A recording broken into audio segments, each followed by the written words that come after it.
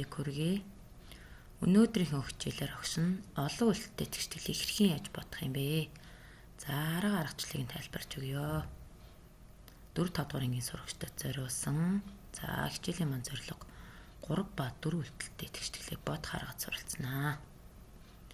За нэгдүгээр жишээн дээр огш нь 3 үлдэлтэй тэгшгэлийг авсан байгаа.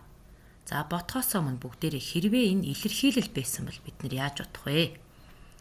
За хэрвээ илэрхийлэл байсан бүгдээрээ үйлдлийн дарааллаар дугаарладаг байгаа тийм ээ. Нэгдүгээрт аль үйлдэлийг эхэлж хийх үү? Хоёрт алийг хийх үү? Гуравт ямар үйлдлийн төрүүлж хийх үү? За тэгвэл энэ маань илэрхийлэл биш тэгштгэл учраас дугаарласныхаа дараа бүгдээрээ нэг биш хамгийн сүүлийн үйлдэлээсээ төрүүлж хийх нь.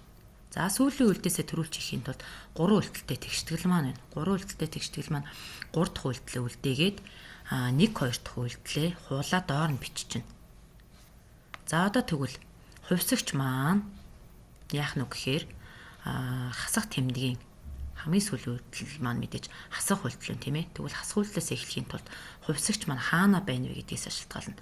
Хасах тэмдгийн ард хувьсагч маань байгаа учраас бүгдээрээ хаснаа, ихэс нь багыг хасна. За тэгвэл 1 2 дугаар үйлдэлээ доош нь хуулж тавилаа 2500-аас 500 хасна.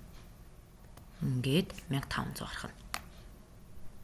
За яг энэ аргаараа цаашгаа явнаа. За 1 2 гэд дугаарлалчаа. Одоо бүгдээрээ 2 дугаар үйлдэлээс эхэлнэ. За тэгвэл бүгдээрээ нэмэх тэмдэг байгаа тохиолдолд бид нар тийм ээ ихэс нь байгааг хасдаг байгаа. Гүрч нь 25 тэнцүү 1500-аас 250 хасах нэ. Ингээд 1250. Одоо тэгвэл бидний боддог дан тэгштгэл буюу нэг үйлдэлтэй тэгштгэл мань гараад ирлээ. 20-нд хэдийг одоо 25-аар үржүүлвэл 1250 бахарх бай. Мэдээж үржүүлэх үйлдэл байгаа учраас бүгдээрээ ихийг нь багтанд хуваагаад ингээд хувьсагч маань 70 гарч байна. За жишээ 2 дээр огш нь 4 үйлдэлтэй тэгшгэлийг авсан байгаа. За тэгшгэлээ бүгдээрээ илэрхийлэлшгээ дугаарлахаас өмнө яах нь гэхээр за энэ үйлдэл ажиглаатай. Энэ хасах үйлдэл маань 3 дугаар үйлдэл байна. 3 дахь үйлдэл гэсэн үг нэгснэ тийм ээ. За тэгэхээр бүгдээр энэ 2000-аас 1800 хасаа шууд автоматар шууд тавьчихна гэсэн үг. Ингээд 200-д нэмэх нь 19-ийг үрчгэнэ, хуваах нь 12, тэнцүү 257 гэсэн 3 үйлдэлтэй тэгштгэл болчихж байна. За ингээд яг өмнөх 1-р жишээ шиг бүгдээрээ үйллийн дарааллаа тавиад ингээ явах нэ. За 3 дугаар үйлдэлээс эхэлж хөөж бодно тийм ээ. 1 2 дугаар үйлдэлээ хуулж өчлөө. За 3 дугаар үйлдэл маань нэмэх үйлдэл байна. Тийм учраас бүгдээр эсрэгээр нь ихээс нь багыг хаснаа. За 19-ийг үрчгэнэ, хуваах нь 12, тэнцүү 57. За дугаарлалаа. 2 дугаар үйлдэлээс эхэлж бодох учраас 1-р үйлдэлээ бүгдээр доор нь хуулаа тавьчихна. За одоо бүгдээр яах вэ гэхээр хуваах тэмдгийн аль талдаа тийм ээ хувьсагч маань байна уу? Урд талд байгаа учраас бүгдээрээ яах нь үржүүлэх үйлдэлийг хийнэ. Хуваах байлаа гэд бидэд заавал эсрэгээ нь үржүүлнэ гэж юусэн ойлгочлохгүй байна. Хамгийн гол нь хасах тэмдэг, хуваах тэмдэг хоёр дээр ярихдаа бүгдээрээ хувьсагч маань аль талд нь байна уу гэдгээс шалтгаална. За ингээд 19-ийг үрчгэнэ тэнцүү 684 байна. Одоо тэгвэл 19-ийг хэдээр үржүүлвэл 684 гарах уу? За тэнцүү их тоогоо бага тоонд хуваагаад хувьсагч маань 36 гарч байна. За сүүлийн жишээ.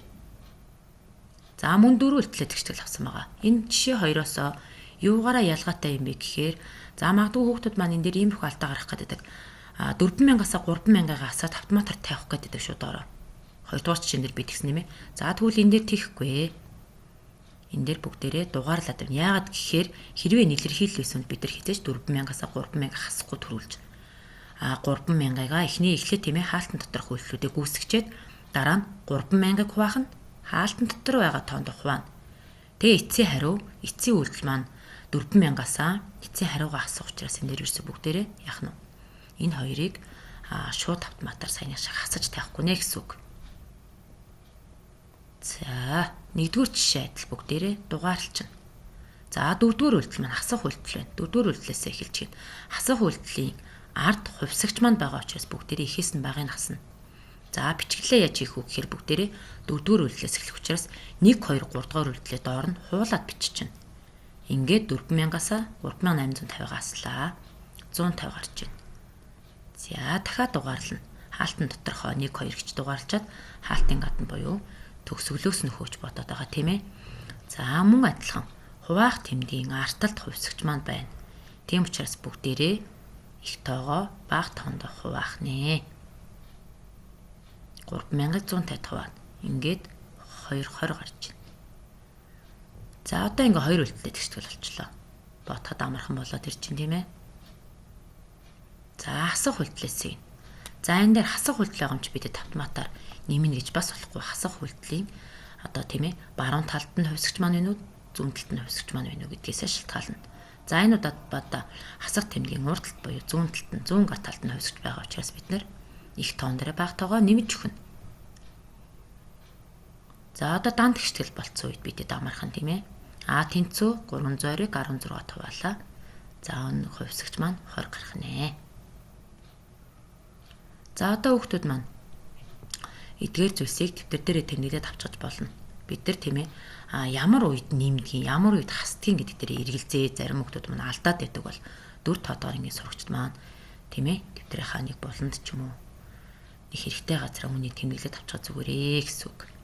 За энийг цээжлэхэд маш амархан. Нэмэх хасах үед бид нар хувьсгч маань хасах тэмдгийн урд байгаа тохиолдолд нэмнэ, бусад бүх тохиолдолд хасна гэдгийг л цээжлээд авчих хэрэгтэй. За тэгвэл үржүүлэх хуваах үйлдэлд тохиолдолд яах юм бэ? Мөн яг адилхан.